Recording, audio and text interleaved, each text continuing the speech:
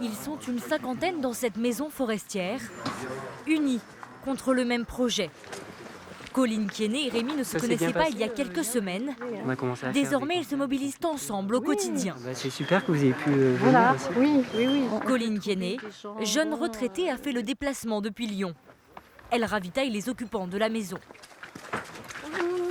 Bonjour, Nils. Vous nous apportez des petites choses.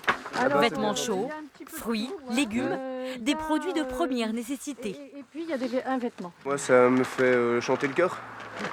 Voilà, c'est super sympa, c'est vraiment...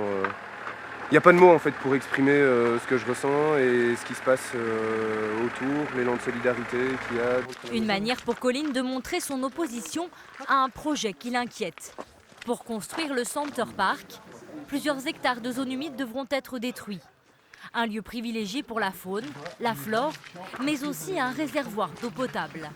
Pour moi, c'est un grand risque ici pour la question de l'eau. Je ne suis pas rassurée personnellement sur l'impact de l'implantation de ce centre de loisirs juste sur les nappes phréatiques.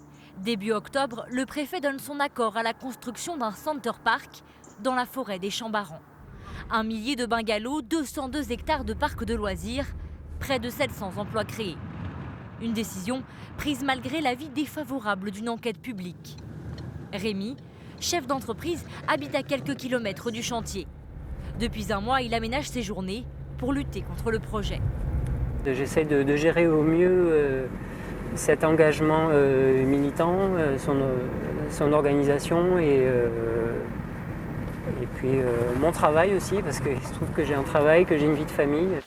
Plusieurs fois par semaine, il vient sur le terrain, faire du repérage, suivre l'évolution de l'abattage des arbres.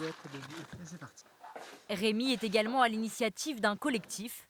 Il regroupe militants locaux et soutiens extérieurs. On est vraiment sur nos deux jambes. C'est-à-dire il y a la légitimité de notre action face à un projet inacceptable, donc sur le plan environnemental, économique et démocratique, et en même temps une autre légitimité qui vient d'une action non violente. Une action que les militants poursuivront jusqu'à l'abandon définitif du Center Park. Rémi et Colline Kienné attendent la décision du tribunal. Il décidera de la suspension ou de la reprise du chantier.